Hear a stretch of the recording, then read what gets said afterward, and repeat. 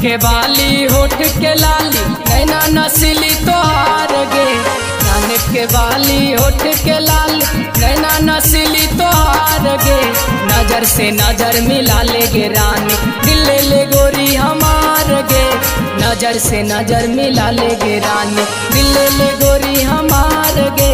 खिलल बा तोहर ऐसे जवानी जैसे खिले गुलाब गे।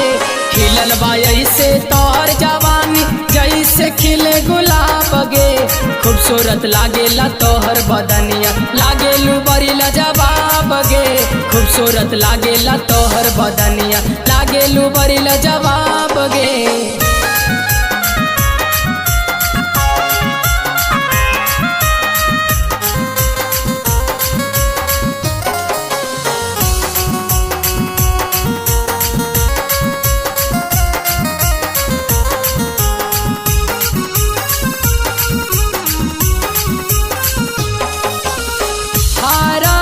बिंदिया तोहर जनमारो हमारा गे।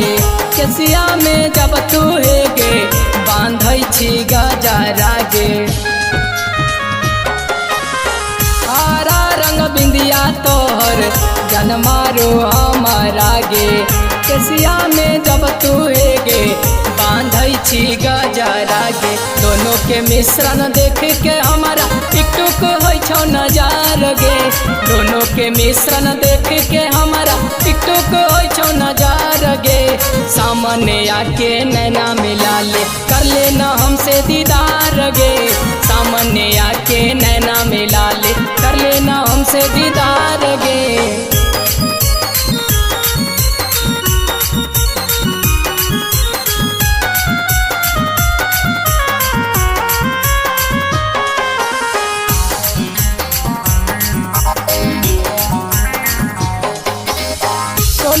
सिंगार सजल 16 बरस में मैरून कलर के जींस टॉप पहनलू ड्रेस में।